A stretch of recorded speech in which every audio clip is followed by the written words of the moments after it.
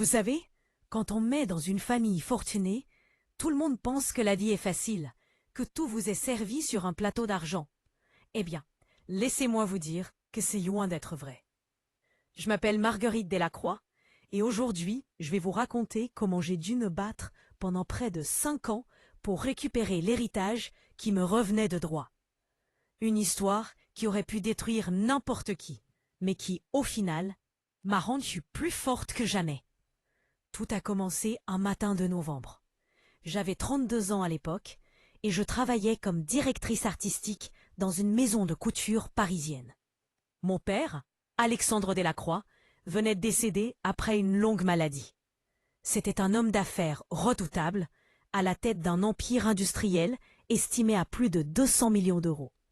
Des usines, des propriétés immobilières, des parts dans plusieurs entreprises prestigieuses. Bref, un patrimoine colossal bâti sur 3 générations. Le jour de la lecture du testament, j'étais là, assise dans le bureau du notaire, maître Bertrand, un homme aux lunettes rondes qui tripotait nerveusement ses papiers. Ma belle-mère, Véronique, était installée en face de moi, le regard froid comme la glace. Elle avait épousé mon père il y a 7 ans, après la mort de ma mère. Franchement, j'avais jamais pu la supporter. Elle était calculatrice, manipulatrice. Et j'avais toujours senti qu'elle n'en voulait qu'à la fortune de papa. Ma mère, elle, c'était une femme extraordinaire, douce et bienveillante. Elle était morte d'un cancer quand j'avais 25 ans. Et papa avait mis 2 ans avant de refaire sa vie. Quand il m'a présenté Véronique pour la première fois, j'ai tout de suite eu un mauvais pressentiment. Elle était trop parfaite, trop attentionnée, trop intéressée par les affaires de papa. Mais lui, il était aveuglé par la solitude et peut-être par la peur de vieillir seul. Quand le notaire a commencé à lire le testament, j'ai senti mon cœur se serrer. Les premières lignes étaient normales. Des legs à des œuvres de charité, des donations à d'anciens employés fidèles. Et puis, boum, le coup de massue. Mon père léguait 80% de sa fortune à Véronique et seulement 20% à moi. 20%! J'étais sa fille unique. Bon sang, j'ai cru défaillir. Comment était-ce possible? Véronique, elle a même pas bronché. Elle avait ce petit sourire en coin. Vous voyez? Celui qui dit qu'elle savait exactement ce qui allait se passer. Elle a même eu l'audace de poser sa main sur la mienne en murmurant « Je suis sûre que c'est ce que ton père aurait voulu ». J'ai retiré ma main brusquement, comme si elle m'avait brûlé. J'ai quitté ce bureau en état de choc, incapable de prononcer un mot. Dans le couloir, j'ai croisé maître Bertrand, qui m'a regardé avec une sorte de compassion gênée. Je pense qu'il savait que quelque chose clochait. Mais un notaire ne peut pas contester un testament sans preuve solide. Dans ma voiture, j'ai pleuré pendant 1 heure d'affilée. Comment mon père avait-il pu me faire ça? Nous étions si proches. Enfin, je croyais que nous l'étions. On déjeunait ensemble tous les dimanches. Il m'appelait tous les 2 jours pour prendre de mes nouvelles. Il me disait qu'il était fier de ma carrière dans la mode. Comment tout cela pouvait-il être un mensonge? Les jours suivants ont été un brouillard. Je ne mangeais plus, je ne dormais plus. Je passais mes nuits à ressasser chaque conversation que j'avais eue avec papa dans ces derniers mois. Avait-il laissé des indices? Avait-il essayé de me dire quelque chose? Je me souvenais de cette fois. 3 mois avant sa mort, où il avait voulu me parler seul à seul.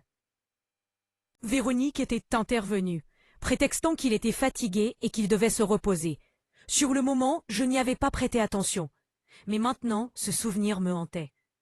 Mes amis me disaient d'accepter, de tourner la page, que 20% de 200 millions, c'était déjà énorme. Mais ce n'était pas une question d'argent, vous comprenez? C'était une question de justice, de reconnaissance.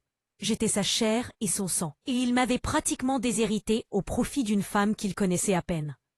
C'est alors que j'ai décidé de me battre. J'ai pris rendez-vous avec un avocat spécialisé en droit des successions, maître Duval. Une femme redoutable d'une 50aine d'années, avec une réputation d'acier dans le milieu juridique parisien. Dès notre première rencontre, elle m'a dit texto « Marguerite, cette affaire va être longue, épuisante et coûteuse. Êtes-vous prête à aller jusqu'au bout ?» J'ai hoché la tête sans hésiter. Oui, j'étais prête. Maître Duval a commencé par examiner le testament en détail. Elle a découvert qu'il avait été modifié 6 mois avant le décès de mon père. à une période où il était déjà très affaibli par la maladie. Les médecins lui avaient prescrit des doses importantes de morphine pour gérer la douleur. C'était notre angle d'attaque, prouver que mon père n'était pas en pleine possession de ses capacités mentales au moment de la signature du Nouveau Testament. Nous avons lancé une procédure de contestation de testament pour vice du consentement. Ça a pris des mois, rien que pour rassembler les preuves. Il fallait obtenir les dossiers médicaux de papa, interroger son médecin traitant, son infirmière à domicile, tous ceux qu'il avait côtoyés durant ces derniers mois. C'était éprouvant. Vraiment. Chaque document que je lisais me rappelait sa souffrance, son déclin. Et pendant ce temps, Véronique ne restait pas les bras croisés. Oh non. Elle a engagé une armée d'avocats, les meilleurs que l'argent pouvait acheter. Ils ont contre-attaqué en affirmant que mon père était parfaitement lucide, qu'il avait pris cette décision en toute conscience, parce qu'il était déçu de moi. Déçu de moi? Ils ont sorti des témoignages d'anciennes relations d'affaires de papa qui prétendaient que je ne m'intéressais pas à l'entreprise familiale, que j'avais choisi une carrière frivole dans la mode. C'étaient des mensonges éhontés, mais ça faisait mal quand même. Le procès a débuté 18 mois après le décès de papa. Je me souviens du premier jour au tribunal comme si c'était hier. J'étais terrifiée. La salle était bondée, il y avait des journalistes partout. Notre histoire avait fait les gros titres. Guerre d'héritage chez les Delacroix. La fille contre la veuve. Ce genre de titre racoleur. J'avais l'impression d'être mise à nu devant tout le monde. Les audiences se sont enchaînées, semaine après semaine. Nous avons fait venir le médecin de papa, le docteur Lemoine, qui a témoigné que les doses de morphine administrées pouvaient effectivement altérer le jugement. Il a expliqué en détail les effets secondaires du traitement. Confusion mentale, troubles de la mémoire, altération de la perception du temps. Mais les avocats de Véronique ont apporté des contre-expertises affirmant le contraire. Ils ont fait venir un professeur renommé de l'hôpital Cochin qui a déclaré que les doses étaient standards et ne suffisaient pas à empêcher un consentement éclairé. C'était un ping-pong juridique épuisant. Chaque avancée de notre côté était immédiatement contrée par leurs arguments. J'avais l'impression de me battre contre un mur infranchissable. Puis un jour, il y a eu un tournant. L'infirmière de papa, Madame Dubois, une femme discrète que j'avais toujours trouvée gentille, a accepté de témoigner.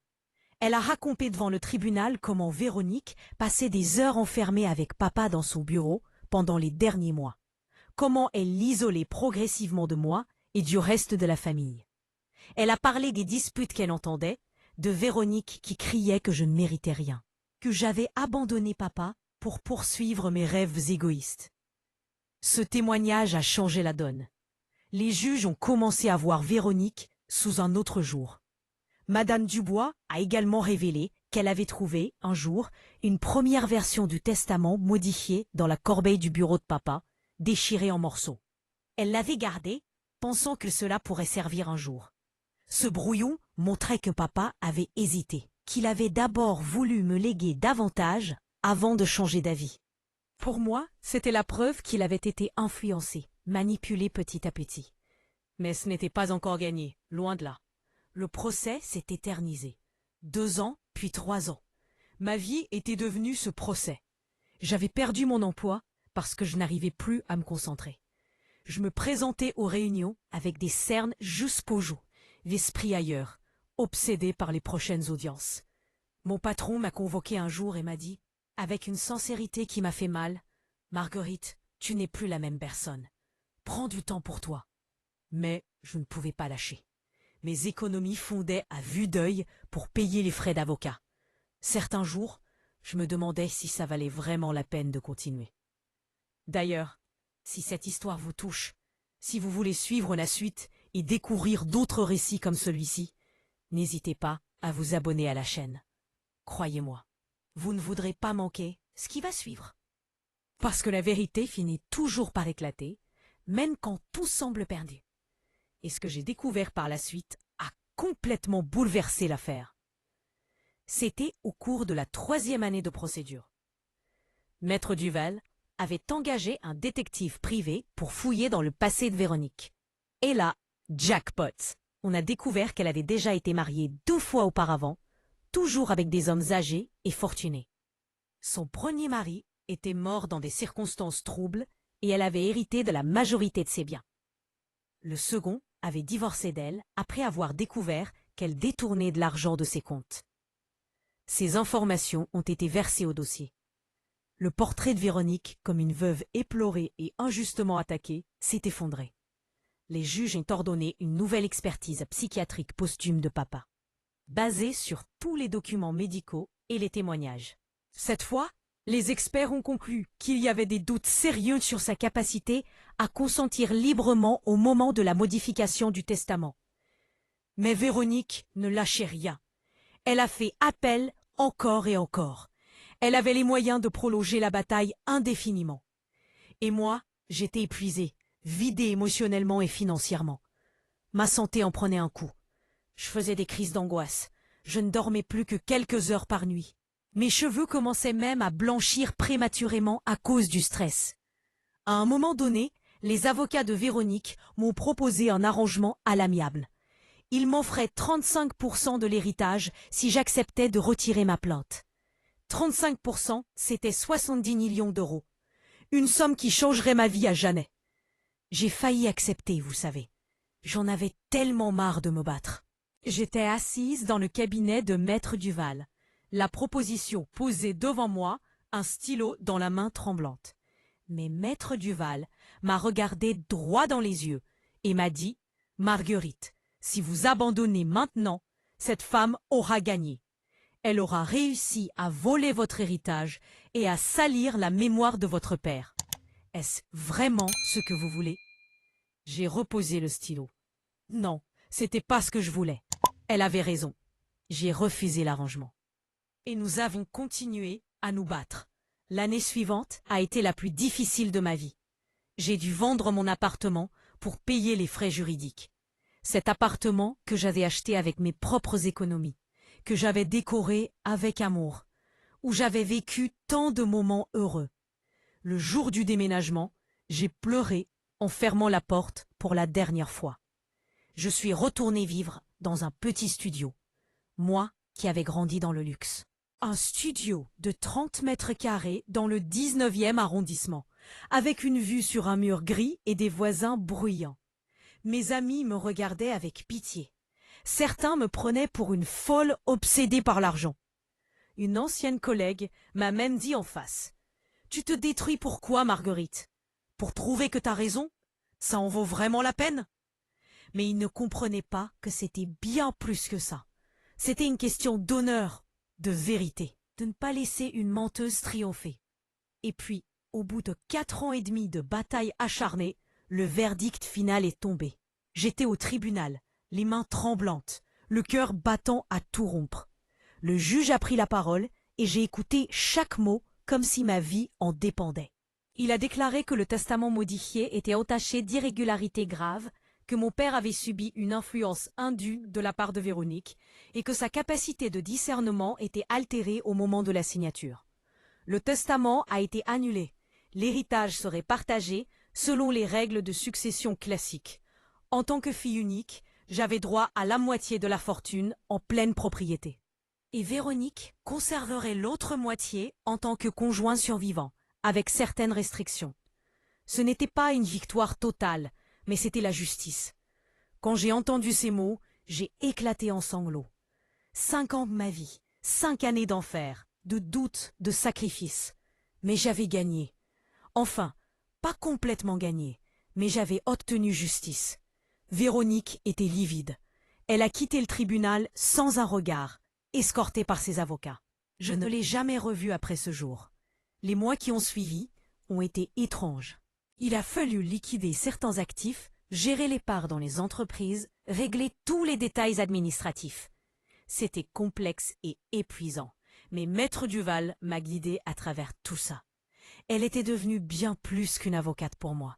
Elle était une alliée, presque une amie. Peu à peu, j'ai pu reconstruire ma vie. J'ai racheté un appartement, investi dans plusieurs projets qui me tenaient à cœur. Notamment une fondation d'aide aux femmes victimes de manipulations financières. Je voulais que d'autres femmes puissent bénéficier de l'aide juridique dont elles avaient besoin, sans se ruiner, comme je l'avais fait. Cette fondation porte le nom de ma mère, Catherine Delacroix. C'est ma façon de lui rendre hommage, à elle qui avait toujours défendu les causes justes. Mais vous savez ce qui est fou? Maintenant que c'est terminé, je réalise que l'argent n'était pas le plus important. Bien sûr, récupérer mon héritage était crucial, mais ce que cette bataille m'a vraiment apporté, c'est une force que je ne soupçonnais pas avoir. J'ai appris à me battre pour ce qui est juste, à ne jamais abandonner face à l'adversité, à faire confiance à mon instinct, même quand tout le monde me dit que je suis folle. Cette épreuve m'a aussi ouvert les yeux sur la vraie nature des gens. J'ai vu qui étaient mes véritables amis. Ceux qui sont restés à mes côtés pendant les moments les plus sombres. J'ai aussi compris que la fortune familiale peut être une bénédiction, mais aussi une malédiction qui attire les prédateurs et divise les familles. Aujourd'hui, quand je repense à tout ça, je me dis que mon père aurait été fier de moi. Pas parce que j'ai récupéré l'argent, mais parce que j'ai défendu ses valeurs, la justice, la persévérance, l'intégrité. Véronique a peut-être réussi à le manipuler dans ses derniers moments de faiblesse, mais elle n'a pas pu effacer tout ce qu'il m'avait transmis pendant 32 ans. Alors voilà, si vous écoutez cette histoire aujourd'hui, peu importe votre situation, retenez ceci. Ne laissez jamais personne vous voler ce qui vous appartient, que ce soit un héritage matériel, votre dignité ou votre vérité. Battez-vous pour vos droits, même quand ça semble impossible. Oui, ce sera difficile.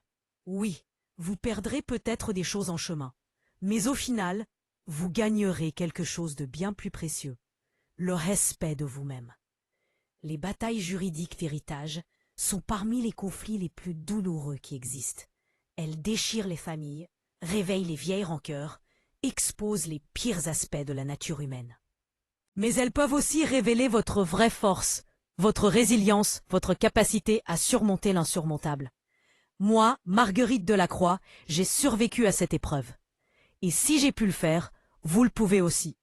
Quelles que soient les batailles que vous devez mener dans votre propre vie. N'abandonnez jamais. La justice peut mettre du temps, mais elle finit toujours par triompher.